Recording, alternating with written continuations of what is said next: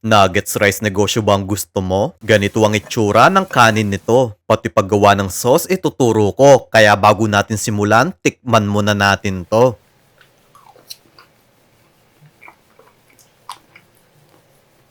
Magtunaw tayo ng isang kutsarang margarine.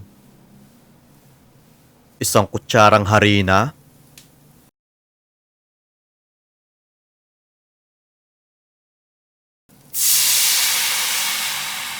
Nagbuhos lang ako ng konting tubig. Isang kutsaritang Worcestershire sauce, 2 kutsarang oyster sauce, 2 kutsarang ketchup, isang kutsarang asukal at paminta.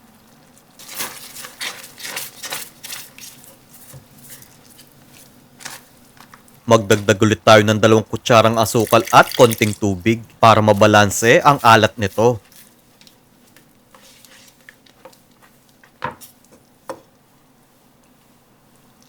Magbati naman tayo ng 2 itlog.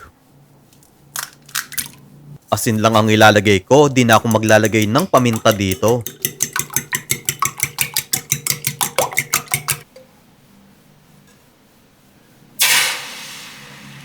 Ito ang ihahalo natin mamaya sa ating kanin.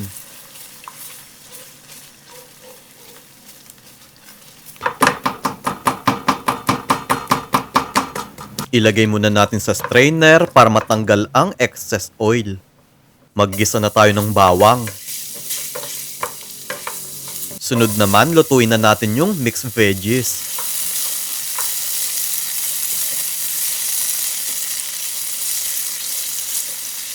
Ibuhos na natin yung kanin. Bale, 2 tasa lang ito.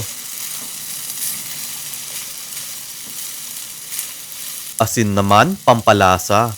At yung itlog natin kanina.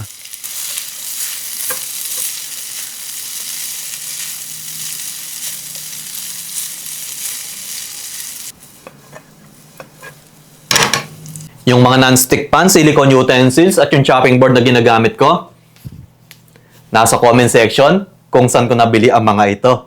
Next, magpainit na tayo ng mantika. Pirituhin natin yung nuggets into medium heat. Guys, binili ko lang ito. Kayong bahala kung gusto nyong gumawa ng sariling nuggets nyo.